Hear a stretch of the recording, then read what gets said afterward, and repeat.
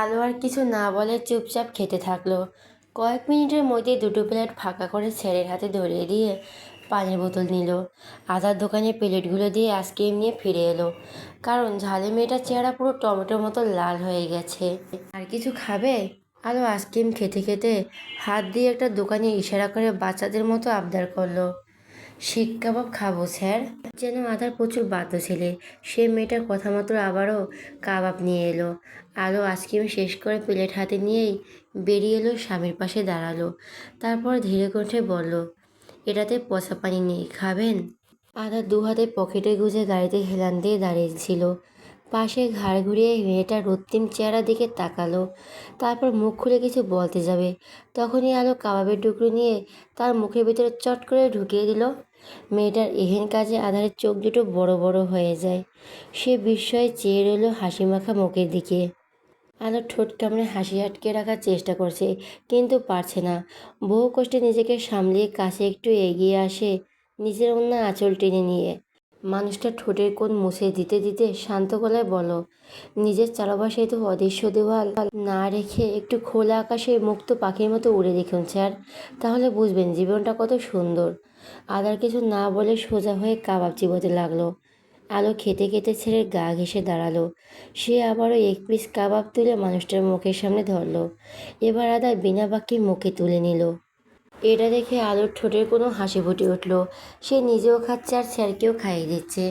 Last piece কাবাব মুখে নেওয়ার সময় আদার ইচ্ছে করে মেয়েটার আঙুলের জোরে কামড় বসিয়ে দিল। এতে মেয়েটা হকচেকে উঠে আর্তনাদ করে হাত সরিয়ে নিল। চোখে নিজের লাল হয়ে ফুলে ওঠা আঙুলের দিকে তাকিয়ে আছে। বেয়াদব লোকটা যে এমন কিছু করবে কল্পনা করতে পারেনি। সে নাক টেনে খেকিয়ে উঠল, রাক্ষস কোথাকার। আদার পানি খেতে খেতে নিঃশব্দে হাসলো। তারপর বোতলটা বাড়িয়ে দিল মেয়েটার দিকে। আলো বোতলটা নিয়ে পেছনে ফিরে দরজা খুলে গাড়ির ভেতরে ঢোকার সময় অনুভব করলো তার ওনার পেছন থেকে টেনে ধরা হয়েছে। আলো চমকে উঠে পেছনে তাকায়, ততক্ষণে তার আসল টেনে নিয়ে নিজের ভেজা ঠোঁট মুছিয়ে নিয়েছে আধার। সন্ধ্যা থেকে রাত 10টা অবধি বাহিরে তারা কী করেছে সব কিছু ঝুড়ি খুলে বসেছে সৌরভ খানের ঘরে। এতদিন পর আজ মেয়েটা এত খুশি দেখে সৌরভ খান মনে মনে স্বস্তির নিঃশ্বাস ছাড়লেন। মেয়েটার মাথায় হাত বুলিয়ে দিয়ে শুধু বললেন, কখনো আমার নাতিটাকে ছেড়ে যেও না, এইভাবে সবসময় পাশে থেকো বউ। আলো তখন হেসে জবাব দেয়, একবার ভুল করেছিলাম দাদাজান, কিন্তু ওই একই ভুল আর কখনোই করবো না। স্যার না চাইলে আমিও ওনার পাশেই থাকবো। আলো দাদাজানের সাথে গল্প করে রুমে গেল। তখন বাজে রাত 12টা। রুমে এসে দেখে মানুষটা ঘুমিয়ে পড়েছে। আলো দরজা বন্ধ করে ফ্রেশ হয়ে বিছানায় এলো। তারপর কিছুক্ষণ বসে থেকে স্যারের কাছে গিয়ে চেক করলো মানুষটা হয়তো ঘুমিয়ে গেছে কিনা। যখন শিওর হলো লোকটা ঘুমিয়ে আছে, তখন সে আস্তে করে বুকের মাঝে শুয়ে দু হাতে স্যারকে জড়িয়ে ধরে গলায় মুখ গুজে দিল। কিছুক্ষণ চুপ থেকে নাকে মুখে শব্দ করে নিঃশ্বাস ছাড়লো। তারপর মাথাটা তুলে ছোছা গালে চুমু খেয়ে ফিসফিসিয়ে বলল, সুন্দর কিছু মুহূর্ত উপহার দেওয়ার জন্য আপনাকে অনেক অনেক ধন্যবাদ আমার পচা স্যার। কথাগুলো বলে উন্মুক্ত বুকের মাঝে কিছুক্ষণ না ঘষাঘষি করে এক সময় ঘুমের দেশে হারিয়ে গেল আলো। ঠিক তখনই একজোড়া রক্তিম চোখ খুলে গেল এবং আপনা আপনি এক হাত চলে গেল নিজের গালে, যেখানে মেয়েটা একটু আগেই চুমু খেয়েছে। সকাল 9টার মধ্যে সবাই ভার্সিটিতে উপস্থিত। আর সবাই ডিপার্টমেন্টের ট্যুরে শ্রীমঙ্গলে যাবে। ওখানে 3-4 দিন থেকে জঙ্গল, চা বাগান, পাহাড়ে ঘোরাঘুরি করে চলে আসবে। ক্যাম্পাসে এক লেনে দাঁড়িয়ে আছে ভার্সিটির বাস। সবাই পরনে জামার উপরে সাদা টি শার্ট, আবার কেউ কেউ শুধু টি শার্ট ও জিন্স পরে আছে। টি শার্টের পেছনে ভার্সিটির নাম লেখা রয়েছে। আলো তার বান্ধবীর সাথে দোকান থেকে কিছু শুকনো খাবার কিনে নিল। আর তার আবার বাসে খুব খিদে পায়। শিক্ষকরা তাড়া দিতেই সবাই ফিজিক্স ডিপার্টমেন্টের আলাদা আলাদা বাসে উঠে পড়ল। আলো বাসে উঠে নিজের সিট খুঁজে দেখে সবার শেষে তার সিট। এটা দেখে ভড়কে গেল। সামনে শালুক, ফারাহ, তাবান্নাদের সিট, অথচ তার সিট কিনে বা সবার লাস্টে। তাই বলে ছেলেটা থেকে এইভাবে পিছিয়ে দিবে? এখন সে একা একা এতিমের মতো থাকবে? ধুর ধুর, সব মজায় মাটি হয়ে গেল। বাস আলাদা। আলো নিসমনে বিড়বিড় করতে করতে সবার শেষে জানালার কাছে গিয়ে বসলো। কাঁধ থেকে ব্যাগটা কোলের উপর রেখে ইয়ারফোন বের করে মিউজিক ছেড়ে গান গুঁজলো। সব মেয়েরা হট্টগোল করছে। এক সময় হঠাৎই সবাই চুপ হয়ে যায়। নিজের পাশের সিটে কে বসলো সেটা দেখার প্রয়োজন মনে করলো না আলো। সে তো মন খারাপ করে সিটে মাথা ঠেকে চোখ বুজে স্যাড গান শুনছে। কিন্তু পরক্ষণই খুব চেনা পুরুষিলিয়া পারফিউমের ঘেরা নাকে যেতেই চট করে চোখ মেলে তাকায়। তড়া করে পাশে ফিরে আদার স্যারকে দেখা মাত্র খুশিতে চোখ দুটো চিকচিক করে উঠল। এই তো কথা বলার সঙ্গী পেয়েছে সে। এখন এই লোকটাকে পুরো রাস্তা জ্বালিয়ে খাবে। আলো ঠোঁট কামড়ে হাসলো। আদার চোখে চশমা খুলে শার্টের গলায় ঝুলিয়ে রেখে গম্ভীর কণ্ঠে বলল, একটু যদি ডিস্টার্ব করার চেষ্টা করছো তাহলে টুপ করে জানালা বেড়ে ফেলে দেবো। সব ভদ্রমেয়ের মতো থাকার চেষ্টা করবা। আলো মুখ ভেঙচি কেটে সোজা হয়ে বসলো। ধীরে ধীরে বাস চলতে শুরু করলো। আদার নিজের ফোনে ব্যস্ত। আলো সব চকলেট খেয়ে নিয়েছে, পর আরও চকলেট খুঁজছে, কিন্তু একটাও পেল না। সেটা হয়তো টের পেল আধার, তাই তার ফোন পকেট রেখে উঠে দাঁড়িয়ে নিজের ব্যাগ থেকে দুটো চকলেট বক্স বের করে মেয়েটির দিকে বাড়িয়ে দিল। চকলেট পেয়ে তো আলো মহা খুশি। সে বক্সগুলো নিয়ে ছেলের দিকে তাকিয়ে বলল, আমার জন্য নিয়েছেন? সঙ্গে তো একটা বাচ্চা যাচ্ছে, তাই তার জন্য নেওয়া হয়েছে। আলো চকলেটের কাগজ খুলে মুখে দিতে দিতে বলল, আমাকে দেখে আপনার বাচ্চা মনে হয়? না, পাগল মনে হয়। আমি পাগল হলে আপনিও পাগলা। আদার কিছু না বলে সিটে মাথা এলিয়ে চোখ বুজে নিল। বাসের আচমকা ঝাঁকুনিতে আলোর সামনে ঝুঁকে পড়ল এবং সঙ্গে সঙ্গে সামনের শক্ত সিটে কপালটা ঠুকে গেল। আহ! মেয়েটার আর্তনাদে চট করে চোখ মেলে তাকায় আধার। আলো নিজের কপাল চেপে ধরে বসে আছে। আধার তড়িঘড়ি করে মেয়েটিকে নিজের দিকে ঘুরিয়ে হাত ছুটিয়ে কপালের দিকে তাকায়। হালকা লাল হয়ে গেছে, দেখেই বোঝা যাচ্ছে বেশ জোরেই লেগেছে। ব্যথা করছে? আধার হালকা হাতে মেয়েটার কপাল স্পর্শ করে দৃঢ় কণ্ঠে জানতে চাইল। আলোর চোখের পানি আড়াল করে দুদিকে মাথা নাড়িয়ে বলল, উফ। আদার এক পলক পাশে তাকায়। সবার নিজেদের মতো ব্যস্ত, তার মধ্যে তারা সবার পিছনে হওয়ায় সকলের নজরে আড়ালি পড়েছে। আদার ঠোঁট কামড়ে কিছুক্ষণ চুপ থেকে সাহসে মেয়েটার মাথা নিজের বুকের মাঝে রাখলো। নয়তো হাংলা পাতলা মেয়েটা গাড়ি ঝাঁকুনিতে আরও ব্যথা পাবে।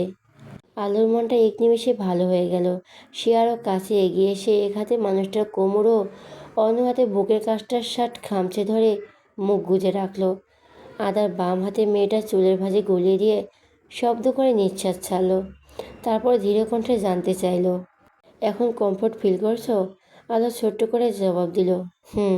আধা কিছু না বলে বাসায় ছাদের দিকে একদৃষ্টিতে তাকিয়ে থাকলো। সে এসব কেন করছে, কী জন্য করছে, কিচ্ছুটি জানে না। শুধু জানে এই মেয়েটা একটু হলো তার শান্তির কারণ, যাকে আজকাল বুকের মাঝে নিলে থাকলেও অদ্ভুত ভালো লাগা কাজ করে। এই ওঠো, আর কত ঘুমাবে? স্যারের ডাকে আলো একটু নড়েচড়ে উঠল। মাথা তুলে ঘুমো ঘুমো চোখে তাকায়। সদ্য ঘুম থেকে ওঠা রমণীর কিউট ফেস দেখে আদার থমকায়। মেয়েটা বিড়ালছানার মতো তার বুকের সাথে লেপ্টে আছে, যাকে সে চোখ বন্ধ করে অনুভব করতে পারছে। আর একটু ঘুমাই। মেয়েটার আবদারে কপাল কুঁচকে গেল আদারের। সে মেয়েটার নাক টেনে বলল, ভাল্লুক কোথাকার, পুরো রাস্তা ঘুমিয়ে হয়নি, আর কয়েক মিনিট পর আমরা নামবো।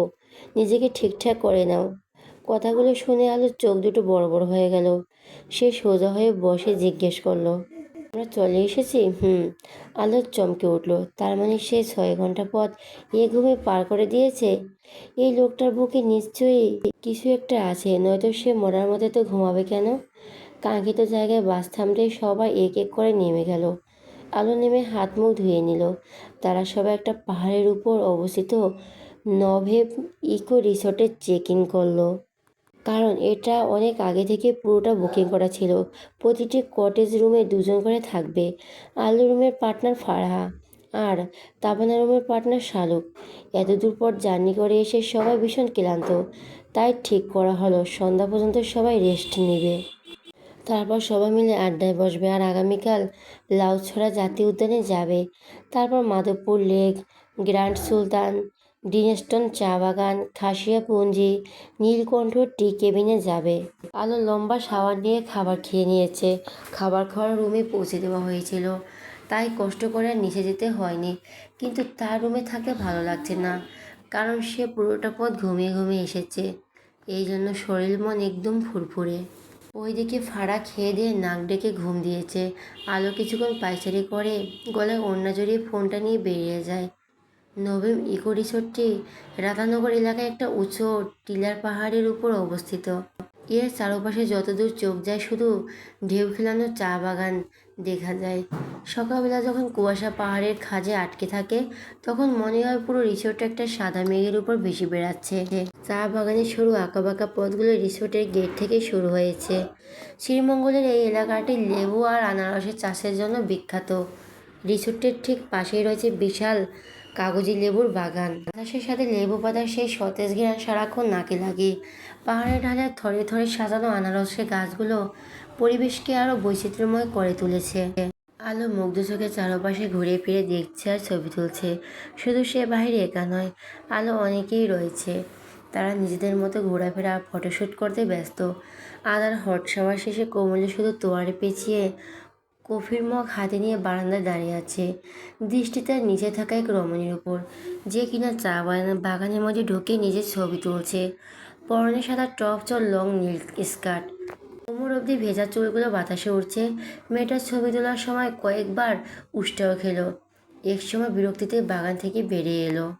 আলো পিছন থেকে অপরিচিত কণ্ঠস্বর শুনে আলো ঘাড় ঘুরিয়ে তাকায়। তাকাতে ডিপার্টমেন্টের একজন ছেলে দাঁড়িয়ে আছে। নাম তার সোহান, ক্লাসের ফার্স্ট বয়। খুবই শান্তশিষ্ট একটা ছেলে। আলো মুচকি হেসে হাত নাড়িয়ে বলল, হাই। চোখে চশমা ঠিক করে এগিয়ে এসে বলল, অনেকক্ষণ ধরে দেখছিলাম তুমি ছবি তোলার চেষ্টা করছো, কিন্তু ভালো করে পারছো না। আচ্ছা, আমি তুলে দেই। আলো মাথা চুলকিয়ে বলল, তোমার কোনো অসুবিধা হবে না। না, আমার একটু ছবি তুলতে মন ভরে না। সোহান হেসে মাথা নাড়িয়ে বলল, না না, কোনো অসুবিধা নেই। আর তুমি যতগুলো চাও ততগুলো ছবি তুলে দেবো, নো প্রবলেম। ঠিক আছে, দাও তবে। আলো নিজের ফোনটা নিয়ে চলে আসতে চাইলেই সোহান বাধা দিল। এতে মেয়েটার কপাল কুঁচকে গেল। সোহান কিছু না বলে এগিয়ে এসে তার মাথার খোলা চুলের ভাঁজ থেকে শুকনো পাতা বের করে দিল। আলো হেসে ধন্যবাদ দিয়ে চটজলদি বাগানে ঢুকে পোজ দিতে লাগলো। আর সোহান খুব মনোযোগ সহকারে মেয়েটির ছবি তুলে দিতে থাকলো।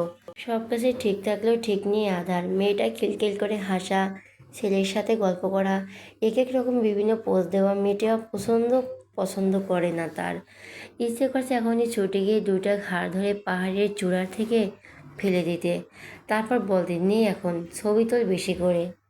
সন্ধ্যার সময় একটা ছিঙ্গিল ভিড়ায় উকিঝুঁকি মারছে আলো। এখানে আসার পর থেকে মানুষটা দেখা নেই। সে চাইলেও হুটহাট এখানে আসতে পারবে না।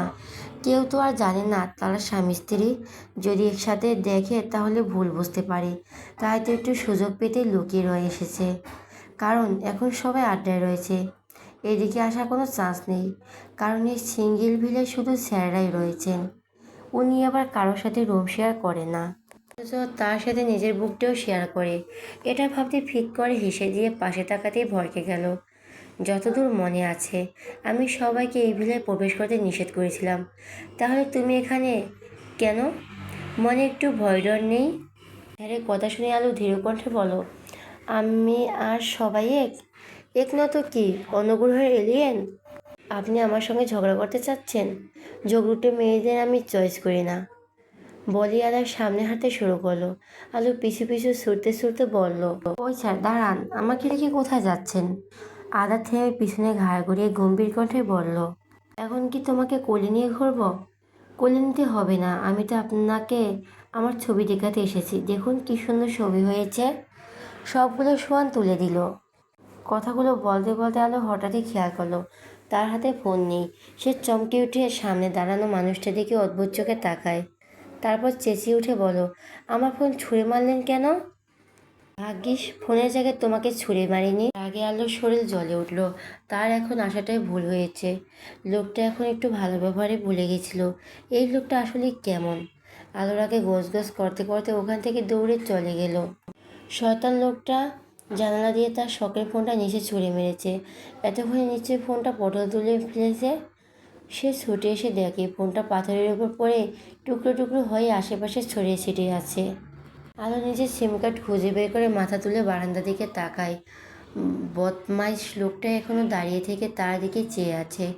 আলো তর্জনী আঙুল তাক করে দাঁত চেপে শাসালো, আপনার ফোনকে যদি আমি পাথর দিয়ে না পিটিয়ে বাঁকা করেছি তাহলে আমার নামও আলো নয়।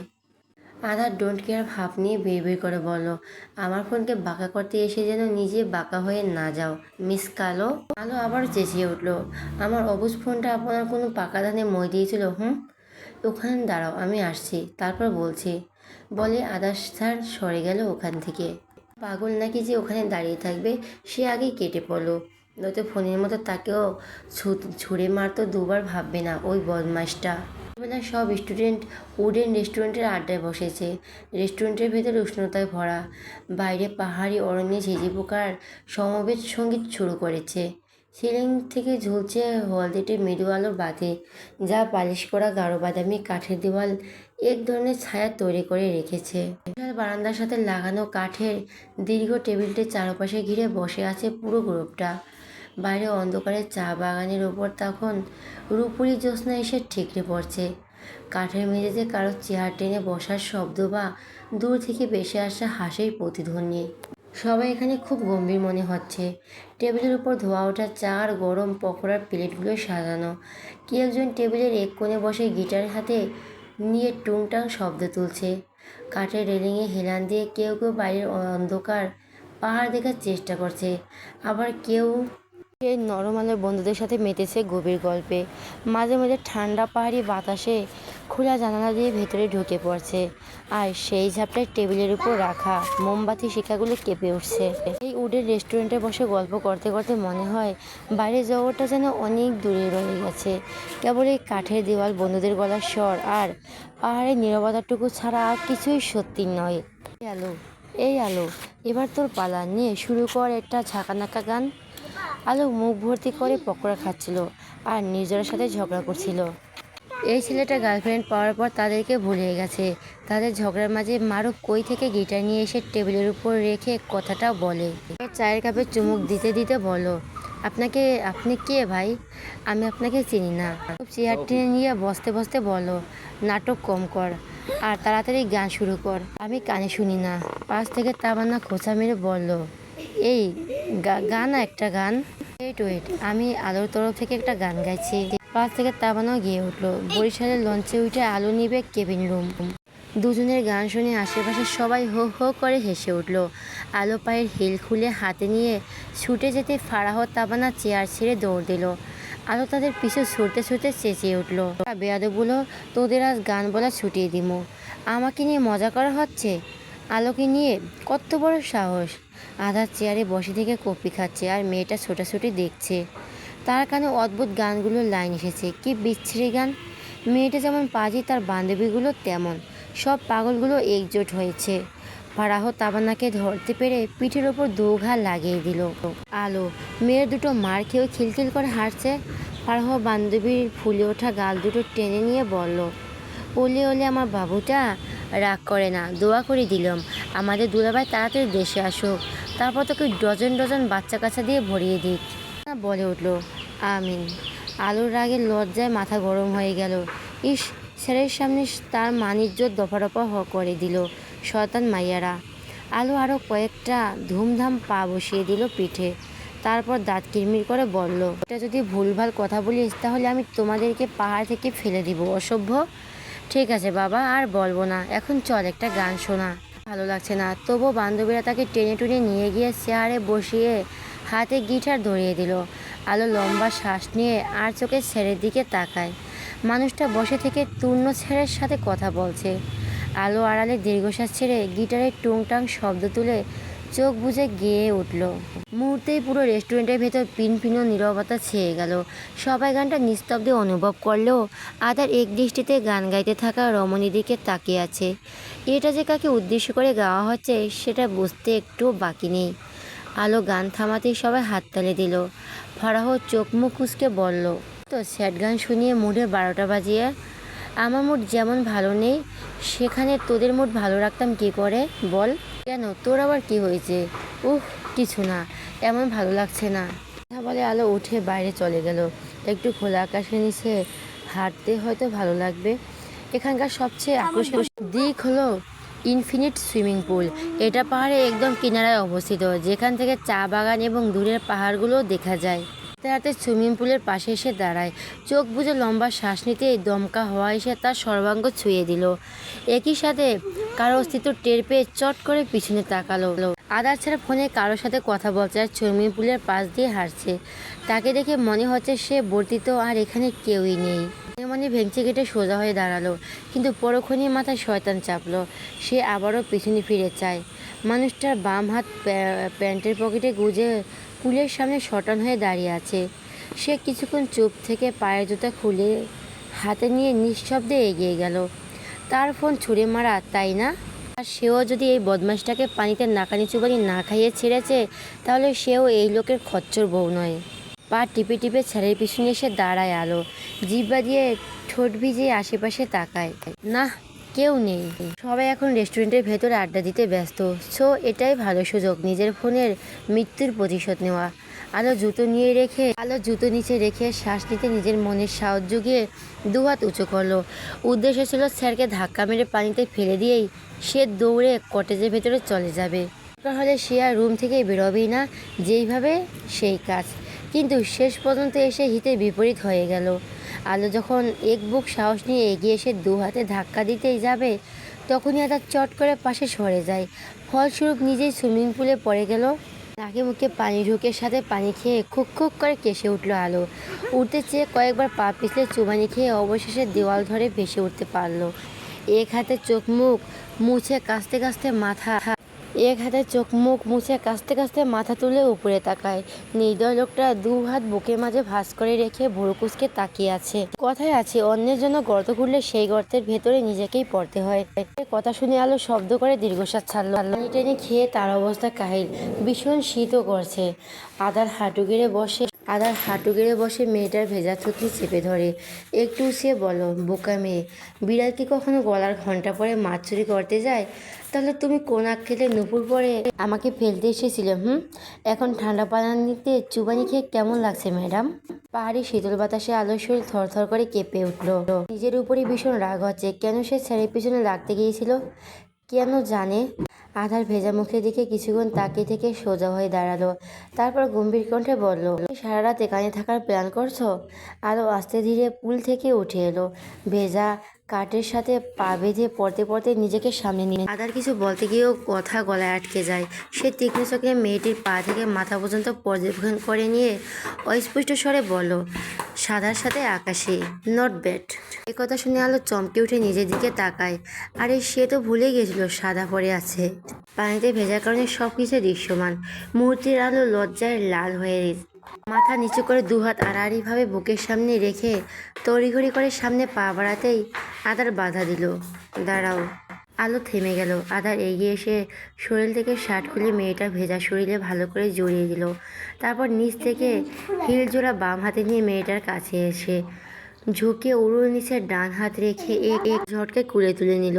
হঠাৎ এখন হাওয়ায় আলো ছকচকিয়ে উঠে দুহাত গলা জড়িয়ে ধরল। আধার মেয়েটাকে নিয়ে রিসোর্টের ভেতরে যেতে যেতে গম্ভীর কণ্ঠে বলে উঠল, খুব সহজে কাউকে বিশ্বাস করবে না। সুযোগ পেলে কেউই ছোবল মারতে পিছপা হবে না, কারণ সবাই আধার খান নয়। আই রিপিট, আধার খান নয়। কিছু বুঝতে পারল না, কি না কে জানে। তবে সে শব্দ করে নিঃশ্বাস ছেড়ে মানুষটাকে উন্মুক্ত কাঁধে মাথা ঠেকিয়ে রাখলো। তখন হঠাৎই তার হৃদয়টা বলে উঠল, তার আলোর কখনোই ক্ষতি হতে দেবে না। আলোকে আগলে রাখার জন্য তার আধারই যথেষ্ট।